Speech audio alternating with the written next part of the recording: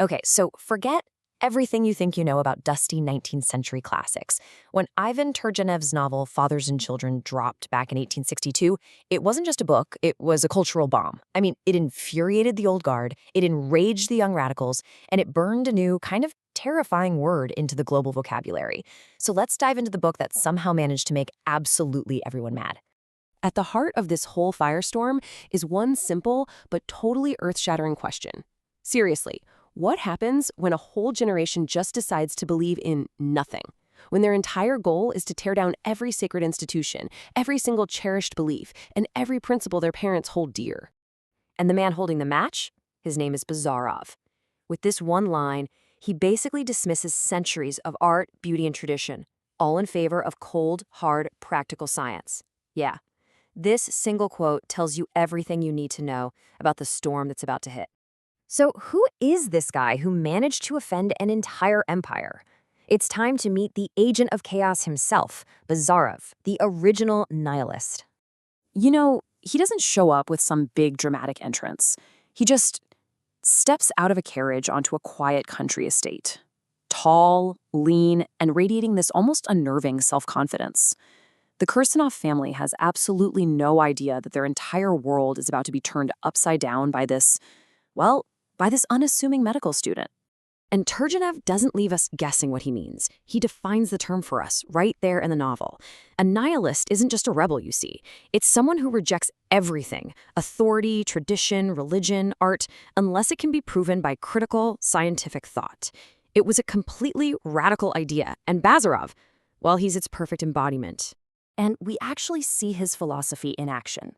While the fathers are inside discussing poetry and politics, where's Bazarov? He's out in a swamp collecting frogs.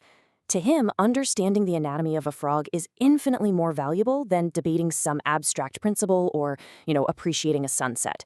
He really truly lives his nihilism.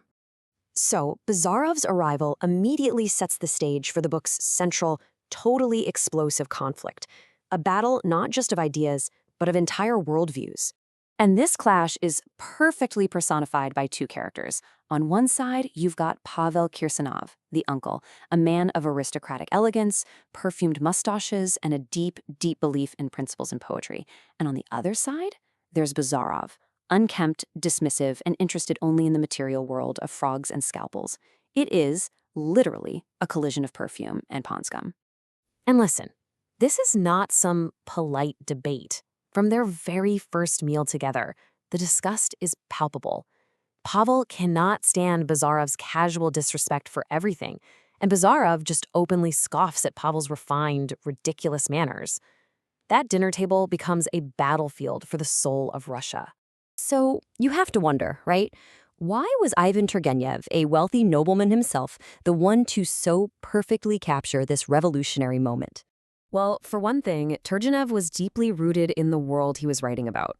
He grew up on a sprawling country estate just like the one in the novel. This wasn't some outsider looking in. He was writing about the tensions he saw and felt in his own backyard. But here's what made him so unique. He was born a Russian aristocrat, sure, but he was educated in Berlin, where he just soaked up Western philosophy. This gave him this incredible dual perspective.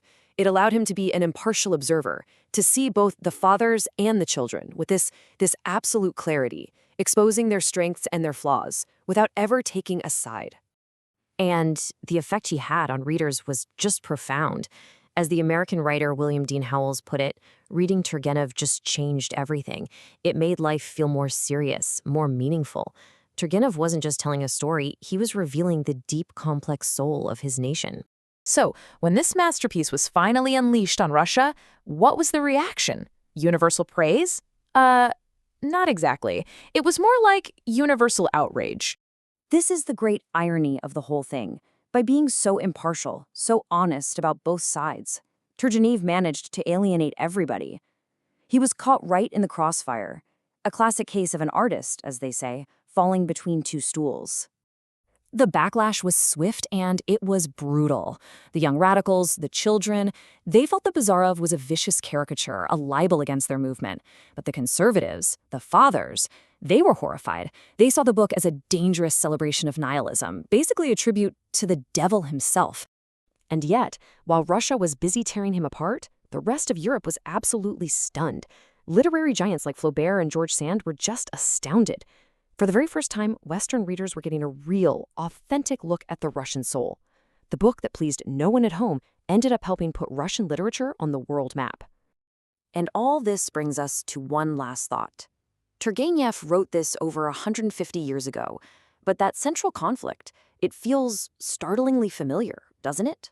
Are we not still watching this same clash between generations, one holding on to principles and traditions, the other demanding they all be torn down in the name of progress?